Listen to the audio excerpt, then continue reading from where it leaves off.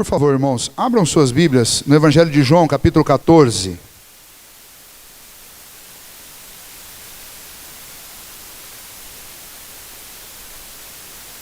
Evangelho de João, capítulo 14.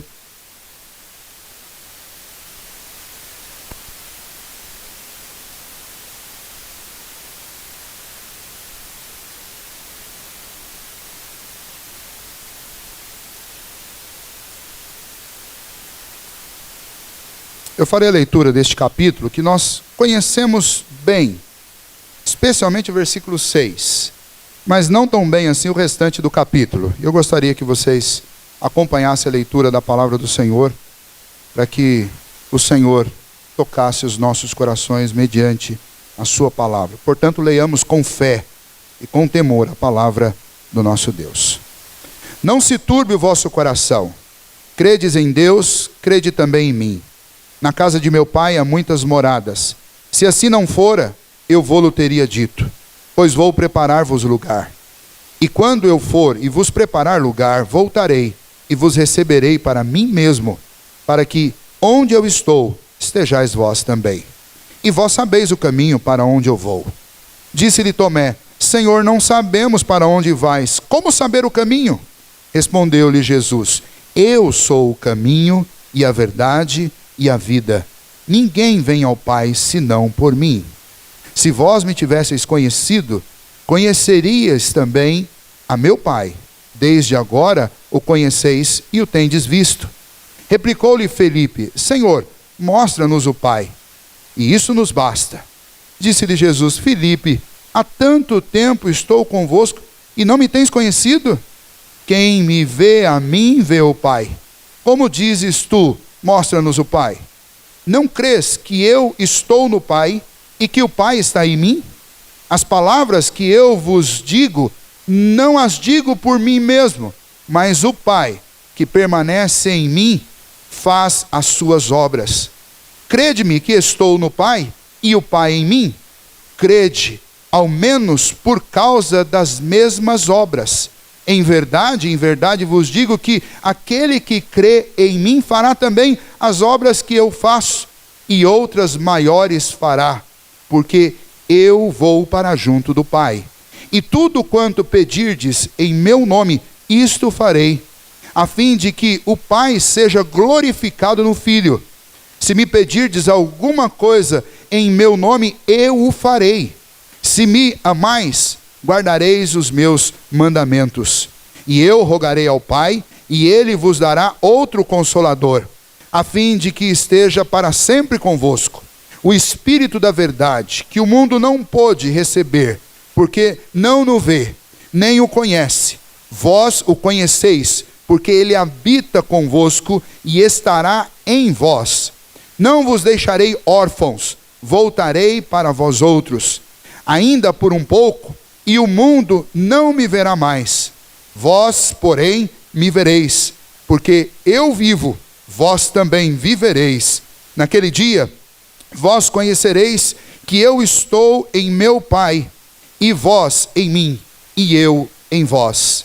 Aquele que tem os meus mandamentos e os guarda, esse é o que me ama.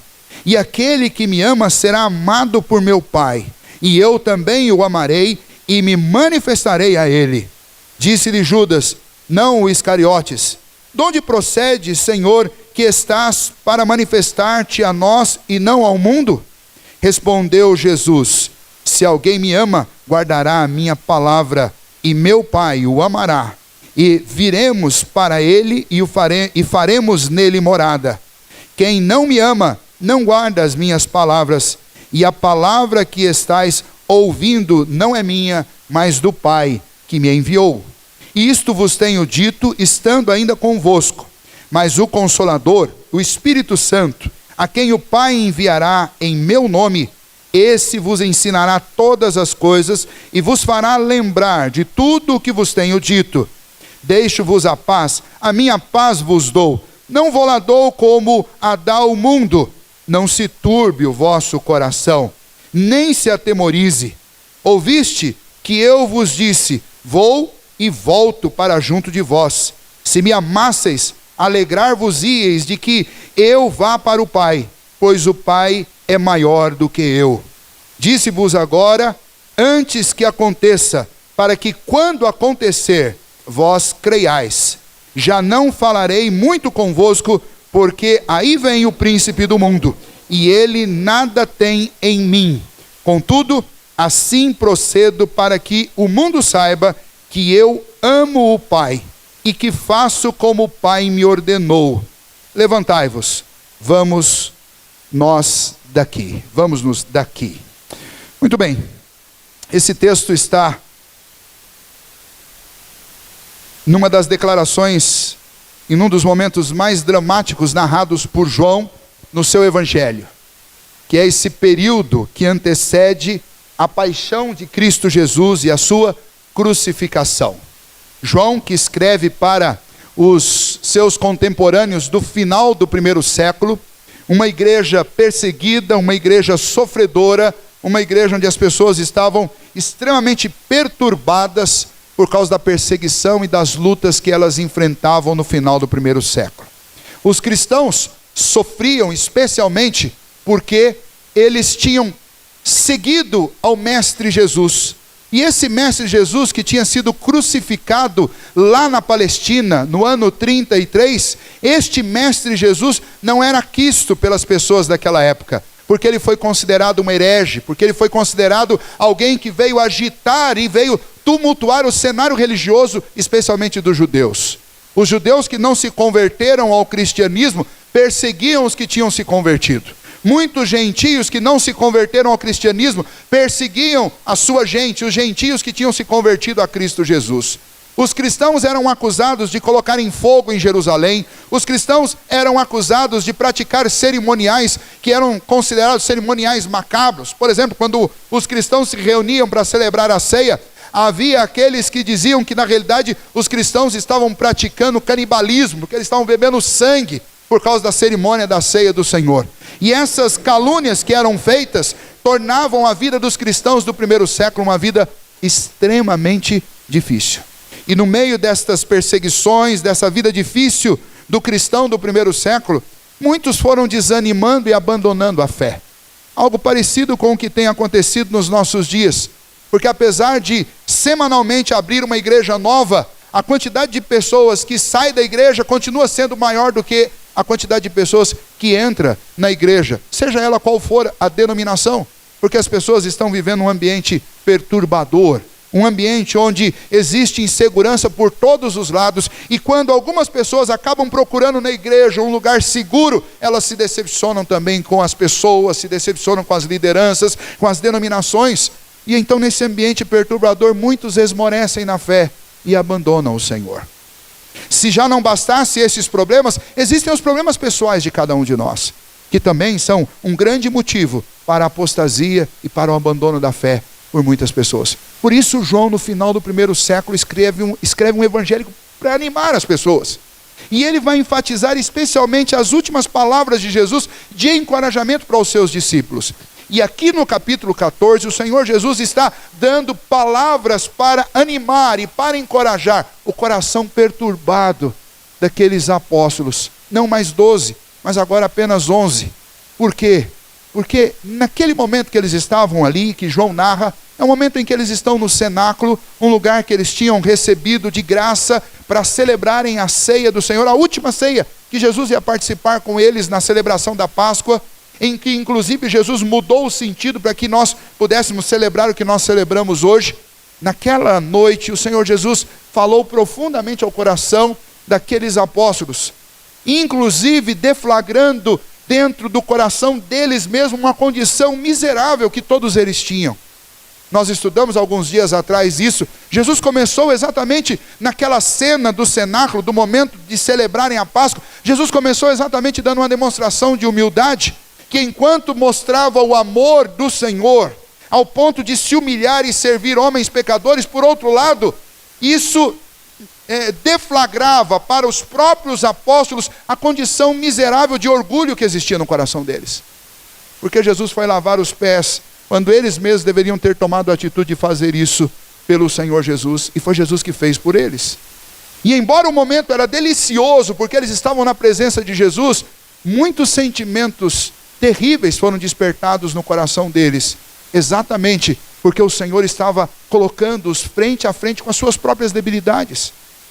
Jesus disse que não imaginou isso, eram apenas 12 homens, andaram juntos durante 3 anos, e Jesus chega e diz: um de vocês vai me trair. E eles começam, a se interrogarem uns aos outros: acaso sou eu? Será que sou eu, Senhor? E de repente, num determinado momento, o Senhor Jesus fala assim: Judas, o que você tem que fazer? Vai e faz depressa. E Judas se levanta com o coração completamente escurecido e em trevas, e sai daquele lugar e deixa aquele lugar. E isso confirma para os 11 que realmente entre eles havia um traidor. Mas se aquele tinha sido capaz de trair Jesus, será que eles não fariam mesmo? E eu imagino o coração de Pedro, que naquele momento fez declarações enfáticas ao Senhor: Senhor, aonde o Senhor for, eu vou seguir o Senhor. Mas ele mesmo, horas mais tarde, vai trair o próprio Senhor Jesus. E é interessante que Jesus, tendo uma conversa direta com Pedro, diz: Pedro, você não pode me seguir até onde eu vou. Você não vai. E Jesus diz para Pedro com todas as vezes: Pedro, você também vai me trair. E imagine que Jesus está dizendo para eles: eu vou ser entregue e vou ser morto. Vocês são homens miseravelmente orgulhosos. Entre vocês existem traidores. 3 anos juntos e vocês ainda não são capazes de suportar o caminho que eu vou suportar. E então imagine como ficou o coração desses apóstolos. Esse texto, entre outros, serve para mostrar que esses apóstolos não eram super-homens. Não eram pessoas diferentes de nós. Eram pessoas que, diante de cenas dramáticas e diante de grandes problemas, eram pessoas que também se perturbavam. E o coração deles ficava inquieto. E nessa noite é bem provável que talvez tenham entrado aqui pessoas com o coração inquieto. Talvez com o coração perturbado, por problemas diferentes. Mas que no fundo são sempre o mesmo problema. É o nosso coração fraco. São as nossas dificuldades pessoais de enfrentar a realidade. É a nossa dificuldade de reconhecer que somos fracos, débeis, e que nós precisamos do Senhor intensamente, porque por nós mesmos nós nada podemos fazer. É a nossa dificuldade em permanecer feliz, porque a nossa felicidade parece ser algo tão fácil de ser roubada, que em alguns instantes, em poucas palavras, uma pessoa pode chegar e pode acabar com a nossa alegria. Ou uma tempestade, uma circunstância diferente, e no meio dessas fragilidades todas, o nosso coração se perturba. Mas se você chegou aqui hoje com o coração perturbado, eu quero dizer para você que o Senhor Jesus preparou palavras especiais, promessas, recomendações, para alegrar um coração perturbado. E são essas palavras que são capazes de animar um coração perturbado que nós encontramos aqui no capítulo 14. E se você não está sentindo isso hoje, mas eu aconselho você a marcar esse texto na sua Bíblia e guardá-lo, porque quando as perturbações baterem à porta do seu coração, é para esse texto que você deve olhar. Esse encontro com Jesus no cenáculo, e João faz questão de gastar 4 capítulos com esse encontro foi para prepará-los, para que eles enfrentassem aqueles dias turbulentos que eles estavam passando. Então Jesus começa esses versículos dizendo: não se turbe o vosso coração. O que ele está dizendo? Olha, não se entristeçam, não fiquem perturbados, não deixe que o coração de vocês fique perplexo. Por quê?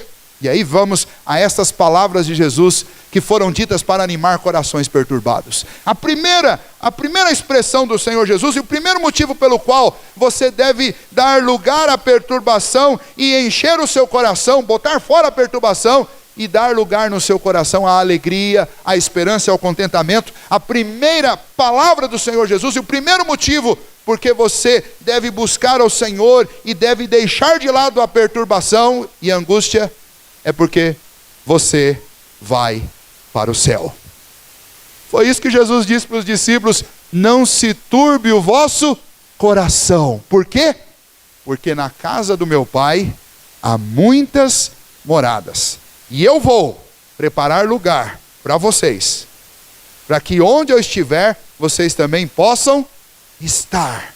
Então Jesus está dizendo para eles: não fiquem entristecidos, porque o que eu estou fazendo é para que vocês possam ir para o céu. E vocês vão, porque eu vou preparar um lugar para vocês, e vocês vão para lá.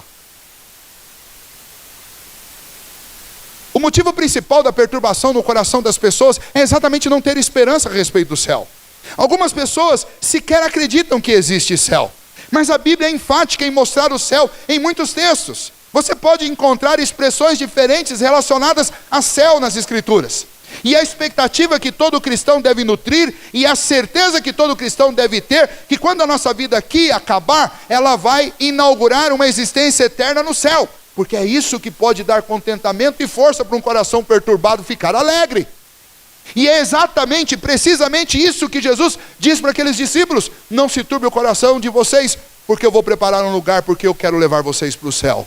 Então, ao invés de ficarem tristes, se alegrem, porque isso é de vocês. A Bíblia usa expressões interessantes para descrever o céu. Por exemplo, reino. O céu é descrito como o reino do céu. Se você observar, 2 Pedro capítulo 1:11 diz: pois desta maneira é que vos será amplamente suprida a entrada no reino eterno de nosso Senhor e Salvador, Jesus Cristo. Pedro, falando sobre esse lugar, ele diz: o céu existe, e é por meio de Jesus que nós entramos lá. Mas não só Pedro, nessa segunda epístola, mas Pedro também na primeira epístola, no capítulo 1, versículo 4, ele diz: para uma herança incorruptível, sem mácula, imarcessível, reservada nos céus para vós outros. Pedro também diz que o céu é uma grande herança, uma herança maravilhosa, uma herança que não pode ser transferida, uma herança que não pode ser conquistada, uma herança que não termina, ela é incorruptível, ela não pode ser destruída. O céu é isso, é um presente de Deus para você que não envelhece, não estraga, não solta as tiras e não acaba nunca. O que é céu? Se você ler, por exemplo, lá na carta aos Hebreus, no capítulo 11, versículo 16, diz que o céu é uma pátria superior. Não é como essas nossas pátrias daqui. Tem muita gente que quando vê toda essa corrupção e esse cenário triste no nosso país, pensa assim: vou mudar para os Estados Unidos, vou mudar de pátria. Como se mudar de uma pátria aqui fosse resolver os nossos problemas. Hoje, com a televisão e com a rede da internet, a gente tem acesso às notícias ruins de lá também. E se você for prestar atenção, lá também tem corrupção, lá também tem desigualdade, lá também tem problema. Talvez a condição econômica deles seja melhor do que a nossa, talvez a educação deles seja melhor do que a nossa, mas em contrapartida você vai encontrar outros problemas que são maiores do que os nossos. Lá não é o seu céu. E fazer um projeto de vida para começar no Brasil e terminar na Europa, nos Estados Unidos, isso não é projeto de vida. Projeto de vida é quando você tem a convicção e a certeza de que você vai para o céu. E aí é interessante, porque veja só, quem é que pode te levar para lá? Jesus está falando com os discípulos o seguinte: vocês vão para o céu. E por que Jesus pode dizer isso para os discípulos? Os discípulos perguntaram a Jesus: mas como é que nós vamos para lá? Qual que é o caminho? E Jesus respondeu: eu sou o caminho, a verdade e a vida. O que Jesus está dizendo é que vocês ganharam algo que só pode ser conseguido através de mim. Por isso Jesus está dizendo para eles: não fiquem entristecidos, porque a minha morte é necessária, porque eu sou o único que pode abrir um caminho para o céu. E vocês têm o privilégio de serem meus discípulos. Eu não chamo mais vocês, como nós cantamos, de servos, mas eu chamo vocês de amigos. E então veja que grande privilégio. Isso daqui é para colocar fogo no coração de uma pessoa. Isso daqui é para destruir qualquer tipo de perturbação, desânimo e tristeza no coração de uma pessoa. Jesus diz: vocês vão para o céu. É como se Jesus estivesse injetando ânimo na veia deles. Mas vocês não vão para o túmulo, vocês não vão simplesmente ter a sua existência encerrada no dia que vocês morrerem, mas vocês vão para o céu, para o reino eterno, para a herança incorruptível. Vocês vão para uma pátria superior. Principalmente o versículo 2: vocês vão para um lar. O versículo 2 diz: na casa de meu pai há muitas moradas. O termo aí é lar. Na casa do meu pai existe um lar para vocês. Peregrinos no mundo, mas residentes no céu. Deixa eu dizer uma coisa para você. Você crê em Jesus Cristo? Você crê que Ele verdadeiramente é o Filho de Deus? Que a morte dele nessa cruz foi para pagar pelos seus e pelos meus, pelos nossos pecados? Você crê nisso? Se você crê nestas verdades, eu preciso dizer para você: aquilo que realmente pode trazer alegria, ânimo para o seu coração e acabar com a perturbação na sua mente. Você vai para o céu. Você fala, pastor, mas eu ainda não sei se eu vou. Pois Jesus está aqui, neste lugar, aqui, entre nós, você está na presença dEle, e Ele diz, eu sou o caminho, a verdade e a vida, e ninguém vem ao Pai senão por mim. Você não pode perder essa oportunidade, porque nessa noite você precisa orar e falar com o Senhor, Senhor, eu também quero ir para o céu, porque se o Senhor me der a certeza que eu vou para o céu, eu não vou sair mais daqui perturbado. Pode cair 1000 à minha direita, 10.000 à minha esquerda, eu não vou ficar preocupado. Por quê? Porque se eu cair, para onde eu vou para o céu. Por isso que Paulo, no meio da vida tormentosa que ele teve depois da conversão, ele diz, para mim, morrer é lucro. Por que é lucro? Porque ele sabe para onde ele vai. E viver é Cristo, porque esse é o caminho que eu sigo. Ainda que este caminho me traga grandes problemas e perturbações, por causa do nome de Jesus, mas eu vou para o céu, porque o meu Redentor entregou a vida dele por mim. Ele me prometeu que um dia ele vem me buscar. Ele disse, eu vou para o Pai, mas eu não vou deixar vocês órfãos. Eu vou voltar e eu vou levar vocês para o Pai também. Eu volto para buscar vocês. Seremos todos transformados num abrir e fechar de olhos. É o que Paulo diz lá em 1 Tessalonicenses capítulo 4. Todos nós num abrir e fechar de olhos, quando Jesus voltar, nós num instante estaremos aqui, num piscar de olhos nós estaremos na glória, revestidos e transformados à semelhança do corpo de Cristo. Veja que coisa gloriosa.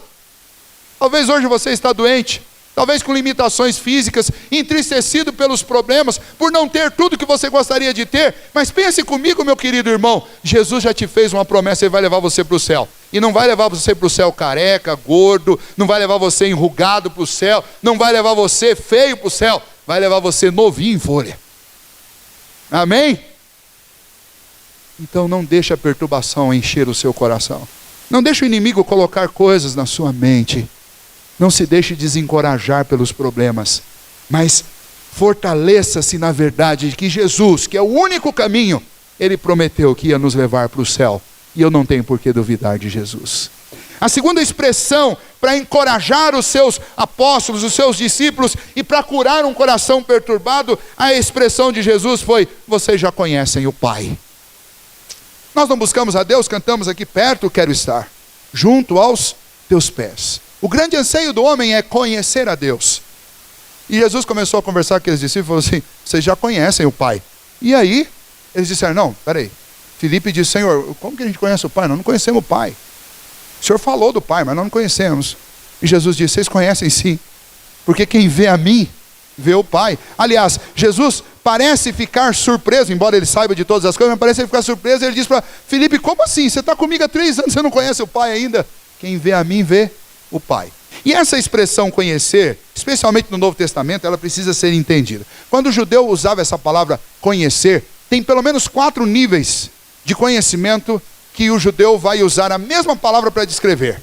Tem aquele conhecer que é simplesmente você saber de um fato.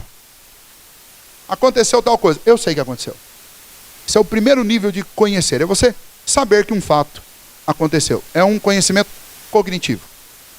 O segundo nível de conhecimento é você não apenas saber que aconteceu, mas é você acreditar que aconteceu. É conhecimento associado com crença, com fé, com reconhecimento, entendimento e compreensão de que realmente aconteceu e eu sei como aconteceu e eu sei o que é. É entendimento daquilo que você sabe. Esse é o segundo nível de conhecimento.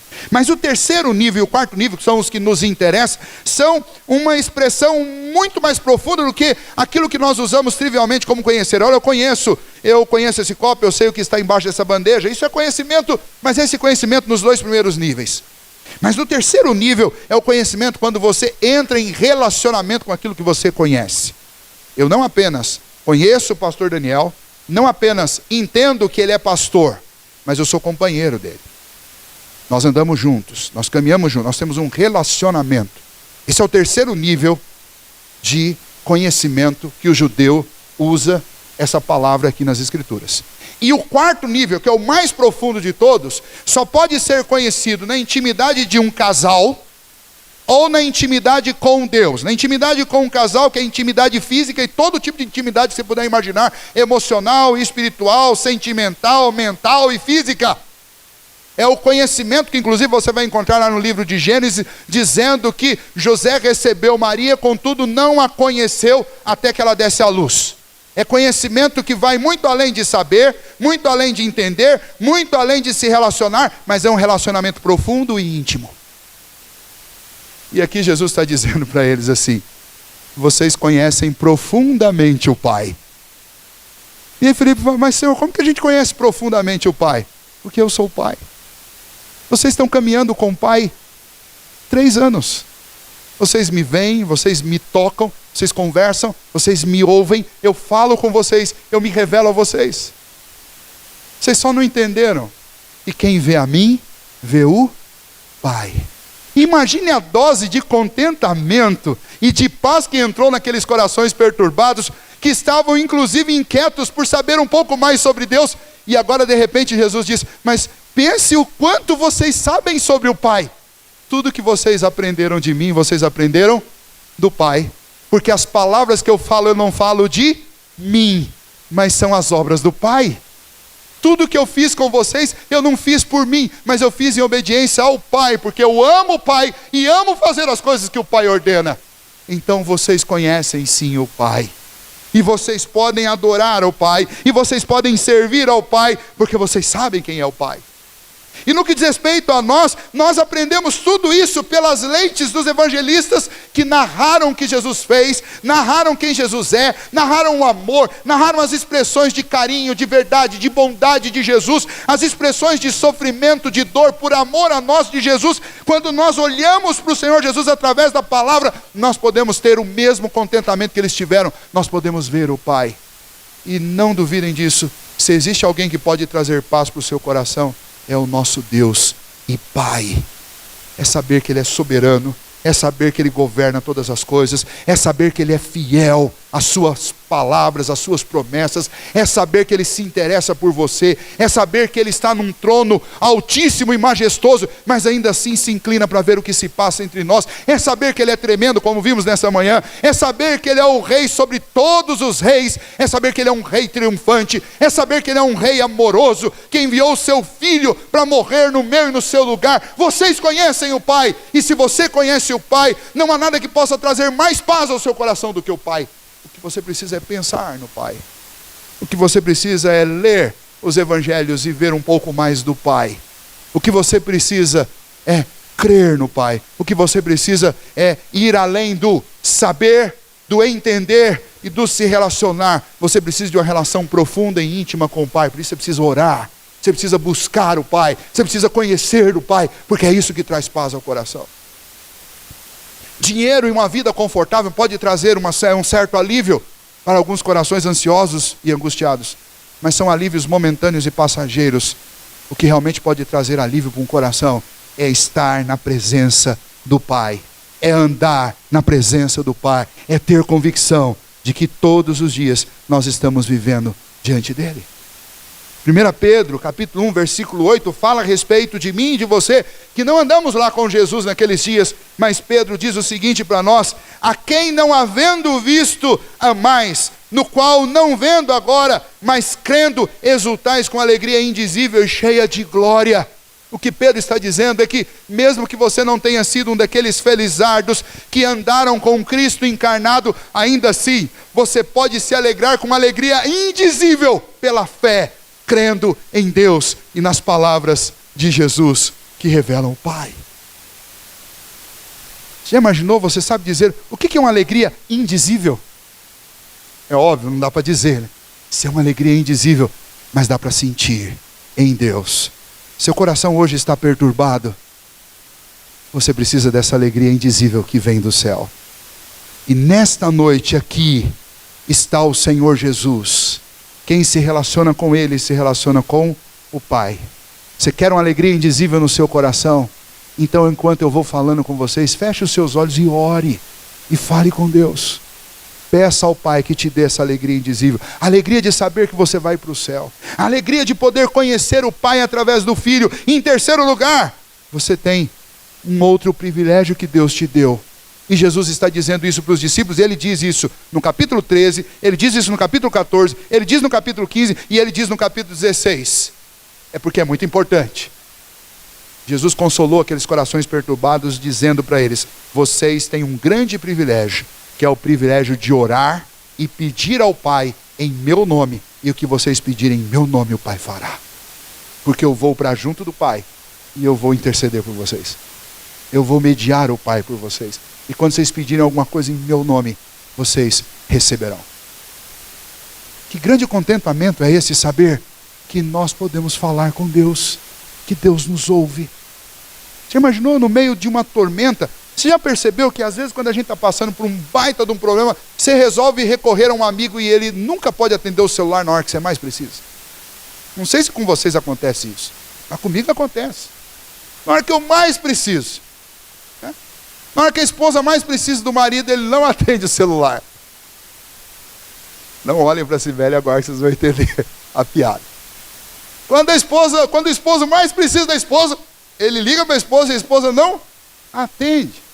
Quando o filho mais precisa do pai, o pai não vê a ligação. Não é assim na vida da gente. Mas com Deus não é assim. Porque quando você precisa de Deus, e nós precisamos de Deus o tempo inteiro, o nosso canal que foi aberto com sangue de Cristo Jesus naquela cruz, ele está sempre aberto e você pode orar. Você pode orar a tempo e fora de tempo, porque Deus te ouve. Você pode orar no meio de uma praça, mas você pode orar num quarto, só você e Deus. Você pode orar dentro de uma igreja, você pode orar no alto de um monte. O Senhor te vê, o Senhor te ouve e o Senhor te responde por meio de Jesus. E Jesus está consolando aqueles corações, dizendo para eles: vocês podem ter paz, porque não importa o tamanho da tempestade que vocês tenham que enfrentar, Jesus ouve. O Pai ouve e Ele responde as nossas orações. Quarta expressão que Jesus usa para curá-los da sua perturbação. Jesus diz: vocês têm o Espírito Santo. Veja aí a partir do versículo 16 até o versículo 18, 16 a 18. E eu rogarei ao Pai e Ele vos dará outro Consolador, a fim de que esteja para sempre convosco. Está falando do Espírito do Senhor. Jesus está dizendo para aqueles apóstolos: eu vou, mas eu vou mandar um no meu lugar. A terceira pessoa da Trindade. Eu e o Pai vamos enviar o Espírito Consolador. Não que o Espírito Santo já não estivesse neles e não que o Espírito Santo não estivesse operando. Lembra que sem o Espírito Santo nenhum homem pode crer em Deus. Então eles já tinham o Espírito.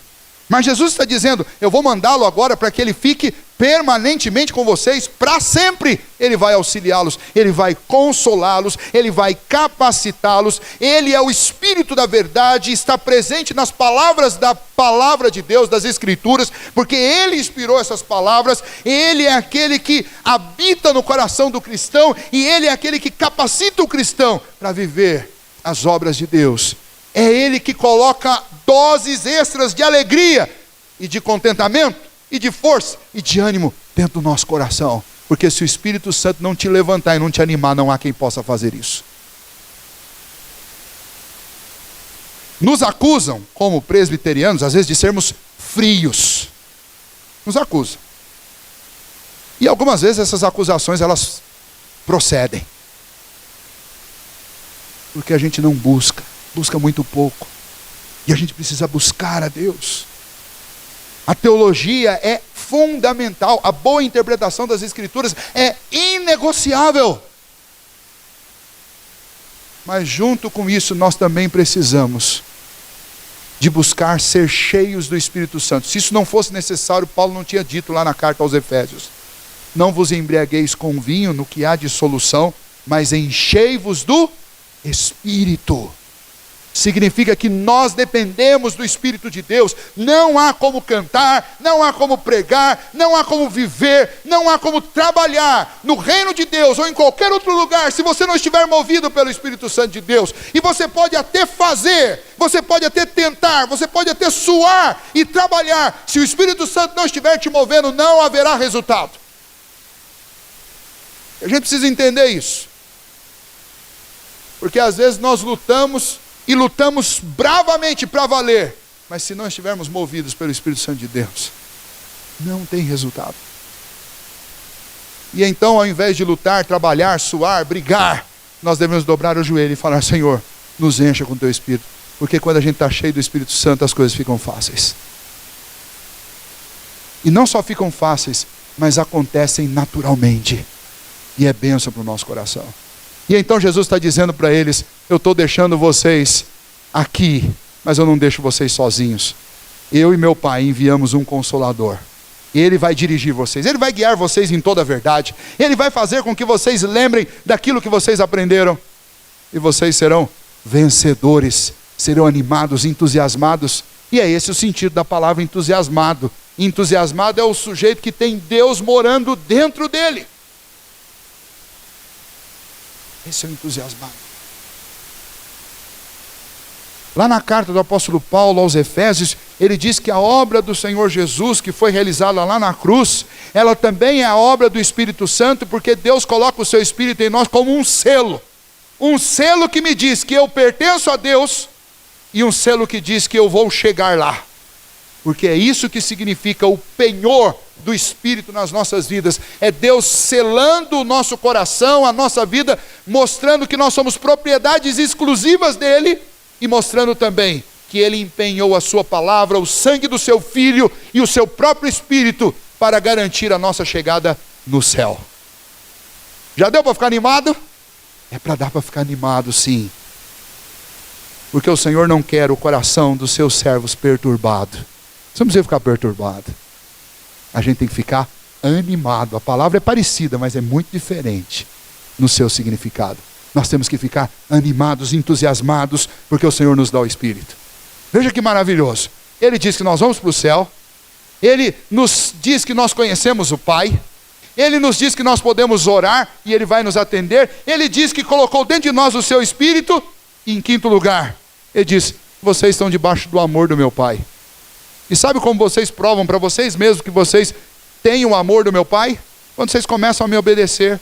Porque quando vocês obedecem, vocês estão, na realidade, diagnosticando que o Pai derramou o amor dele dentro de vocês. É o que está lá em Romanos capítulo 5, versículo 5, quando a palavra do Senhor nos afirma: ora, a esperança não confunde, porque o amor de Deus é derramado em nosso coração pelo Espírito Santo que nos foi outorgado. Aonde o Espírito Santo reside, também reside a plenitude do amor de Deus sobre essa vida, porque Deus só coloca o Espírito dele sobre quem ele ama.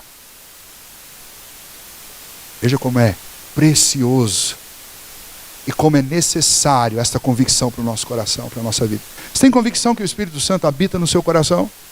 Se você tem essa convicção, então você mais do que ninguém sabe e precisa saber mesmo que Deus te ama profundamente, que desde a eternidade Ele te amou, com benignidade Ele te atraiu e Ele nunca deixará de te amar.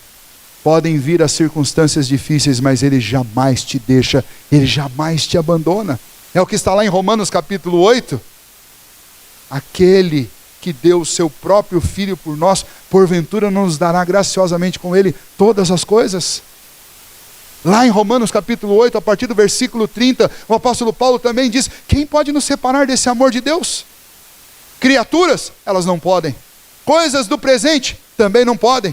Coisas do futuro, também não podem. Coisas altas, não podem. Coisas profundas, também não podem. Porque nada pode nos separar do amor de Deus em Cristo Jesus. E então é isso que Jesus está dizendo para aqueles apóstolos: vocês precisam permanecer firmes, porque o Pai ama vocês, porque eu amo vocês, porque o amor do Pai está sendo derramado sobre vocês. É por isso que eu vou para a cruz, porque eu amo vocês. Então não se turbe o vosso coração. Crede em Deus, creiam também em mim.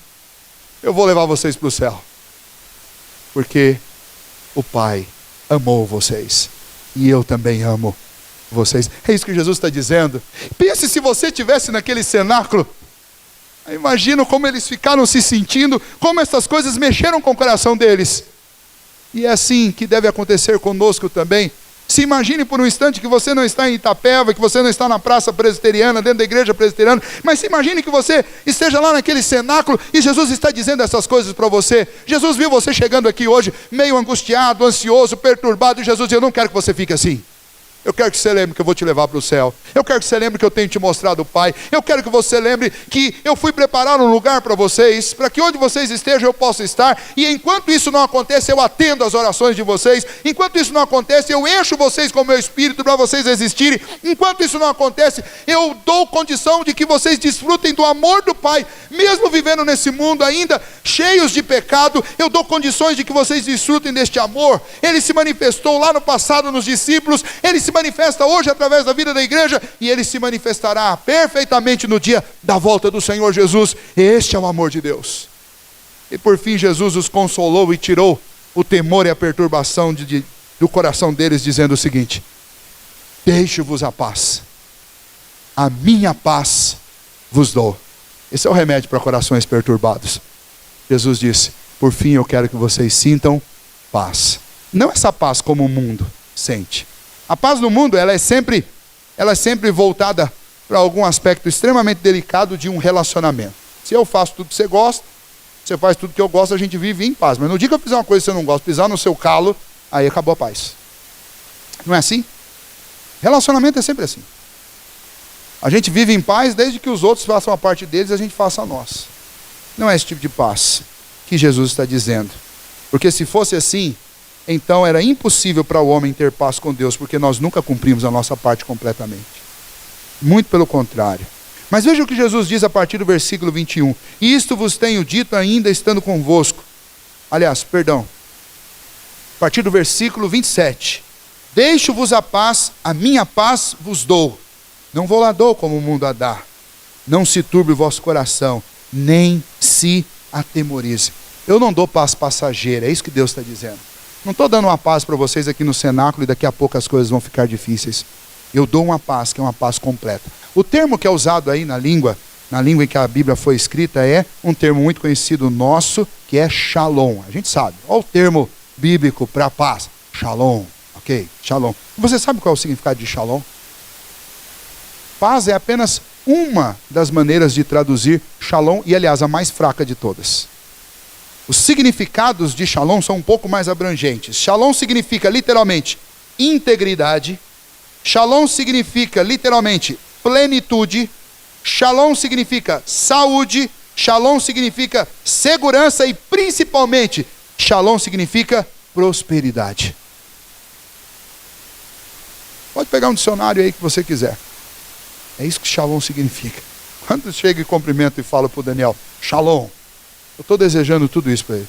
Eu estou desejando que ele seja alguém íntegro. Eu estou desejando que ele tenha segurança. Eu estou desejando que ele tenha saúde. Eu estou desejando que ele tenha plenitude. E principalmente eu estou desejando que ele tenha prosperidade. Aí você fala, pastor, isso é teologia da prosperidade? Não, não tem nada a ver com teologia da prosperidade. Isso aqui tem a ver com a obra de Deus para as nossas vidas. É isso que significa Jesus dizer, deixo-vos a paz. Jesus está dizendo, eu deixo para vocês. Essa é a herança de Cristo para você. Eu deixo para vocês a condição de que em mim vocês sejam íntegros, em mim vocês tenham saúde, em mim vocês tenham segurança, em mim vocês tenham profundidade, em mim vocês prosperem. Não é prosperar em dinheiro, prata, porque isso é muito pequeno, é prosperar no que diz respeito à eternidade. Nós falamos um pouquinho disso de manhã, quando Jesus disse, eu vim para que tenham vida e a tenham em abundância. Não tem a ver com isso. Nem com conforto terreno, tem a ver com uma vida abundante, uma vida que não acaba nunca. É com isso que tem a ver o presente de Jesus. Então quando Jesus diz, eu deixo-vos a paz, Jesus está dizendo para eles, tudo que o coração de vocês mais almeja, diante de mim, eu deixo para vocês. E esse desejar diante de Deus precisa ser entendido com legitimidade. Eu não citei no momento, mas quero citar agora. Quando Jesus fala das orações que nós podemos pedir em nome dele, sabe o que isso significa literalmente? Tudo que vocês pedirem ao meu Pai, no meu lugar, eu vou dar para vocês.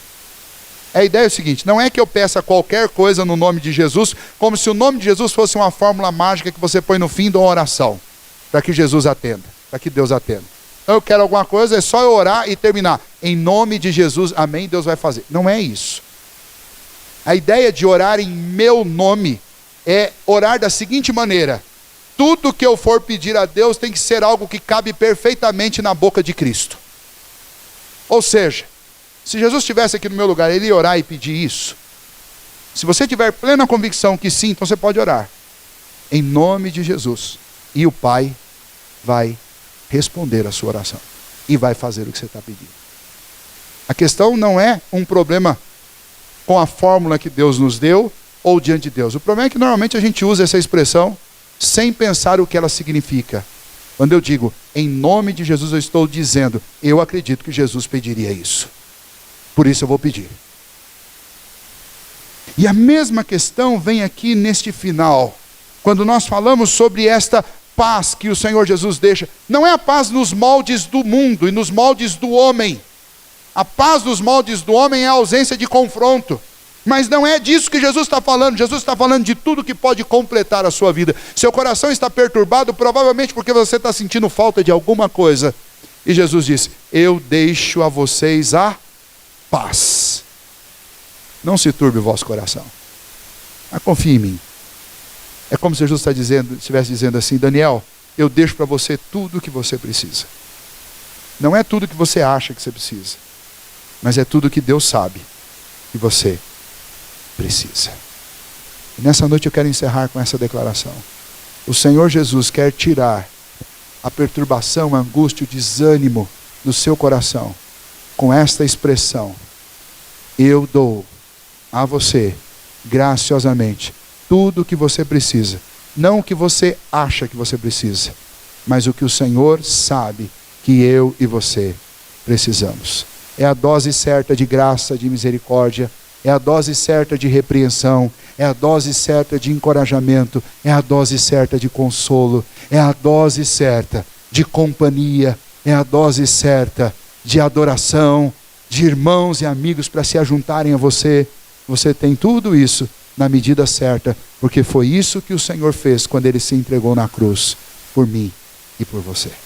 Que Deus nos ajude, para que o nosso coração, tantas vezes perturbado facilmente por muitas coisas, seja consolado pela certeza que nós vamos para o céu, pela certeza que nós temos que podemos conhecer o Pai, pela certeza que nós temos, que nós podemos orar e Ele nos responde, se pedirmos em nome de Jesus, como Jesus pediria. É a paz produzida pela presença do Espírito Santo em nosso coração. É a paz produzida pela certeza do amor de Deus por nós. É a paz produzida pela paz que Cristo nos dá. Amém? Agora, se você diz assim, mas pastor, eu não tenho essas coisas. Então eu quero que você feche os olhos nesse momento. E eu vou pedir ao Senhor, para que Ele ouça o seu clamor nesse momento e produza transformação na sua vida. Ó Deus do céu, é possível, Deus, que muitos de nós, ou por desobediência, ou porque ainda não conhecemos o Senhor de forma relacional e profunda. E talvez seja por isso, ó Deus, que muitos de nós entramos aqui nesta noite sem paz, com o coração perturbado, como os apóstolos estavam naquele dia lá no cenáculo. Mas diante da Tua palavra, Deus, que o Senhor promova a paz, a quietude e a serenidade nos corações que aqui estão. Ó Deus, se alguém ainda não crê verdadeiramente em Cristo Jesus, que o Teu Santo Espírito, por causa do grande amor do Senhor, seja derramado sobre estes corações nesta hora e os capacite a crer em Cristo Jesus, a confiar no amor de Deus e a se renderem completamente diante do Senhor. E que isso traga paz a estes corações. Faça-os prosperar, não na vida monetária, mas faça-os prosperar diante do Senhor, em temor e graça diante da Tua presença. Caminhando, ó Deus, com o coração cheio de fé, cada vez mais cheio de fé e do Teu Santo Espírito, para que eles possam desfrutar da presença do Pai, para que eles possam um dia, ó Deus, entrarem nos céus dos céus, por meio deste único e vivo caminho que é o Senhor Jesus. Pedimos isto ao Senhor nesta hora, pedimos que o Senhor complete esta obra no coração de cada um de nós. Se nós que sabemos dessas verdades ainda assim estamos perturbados, ó Deus, que o Senhor que nos fez relembrar de tudo isso nessa noite, que o Senhor trabalhe em nosso coração profundamente, nesta noite e nesta semana, para que nós possamos, ó Pai, fiados nestas verdades, confiados nessas promessas de Jesus, que nós possamos desfrutar de paz em nosso coração. É a oração que fazemos no nome do Teu Filho Jesus. Amém.